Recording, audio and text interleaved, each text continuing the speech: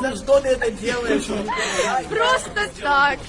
Этот инцидент произошел 7 апреля на Большой перемене. Девушки по очереди бьют свою жертву Синем Татлы. Юноши снимают, смеются и нецензурно комментируют процесс, явно его одобряя. При этом никто из подростков даже не попытался остановить избиение. Когда Синем дала отпор одной из обидчиц, на нее накинулись сразу 2 однокурсницы и повалили на землю.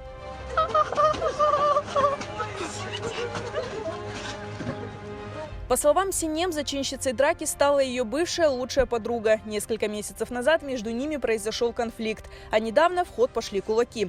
Это уже 2-е избиение Синем за неделю, но об этом стало известно только после того, как видео расправы попало в сеть. Когда я увидела видео, я не смогла, как мама, досмотреть его. Потому что это страшно. Это твой ребенок, и когда она стоит у стены, и нет помощи, ни один ребенок не подошел и не помог вообще, не заступился, я просто проплакала. Я не смогла досмотреть. Синем и ее мать обратились с заявлением в правоохранительные органы и зафиксировали побои в судмедэкспертизе. Мы делаем все по закону, мы ничего не собираемся нарушать. Мое желание не наказать вот так вот, чтобы вот я хочу отомстить, все. Нет этого. Просто есть самое главное, чтобы все поняли, что так делать нельзя, так поступать с людьми нельзя, это жестоко. Никто этого не заслуживает. Серьезно, здоровью девушки ничто не угрожает, но родителей Синем больше беспокоит ее психологическое состояние. Самое страшное, другая сторона, когда ребенок подавлен очень сильно, это периодические слезы, это она собирается, а потом провалы, она снова плачет. Это страшно видеть, и сейчас ее нужно поднимать.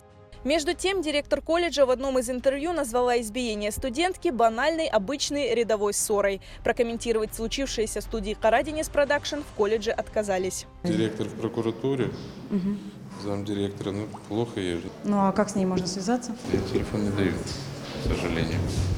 Это такое распоряжение. Все участники инцидента установлены. По факту избиения следственные органы и прокуратура начали проверку. Сообщается, что по ее итогам будут приняты меры наказания не только в отношении обидчиков Синем, но и руководства колледжа.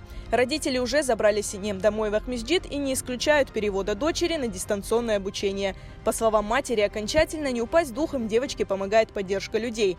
Синем получила сотни сообщений в соцсетях. Сегодня к колледжу пришли возмущенные инцидентом люди. На своей странице ВКонтакте девушка поблагодарила всех, кто ее поддерживает.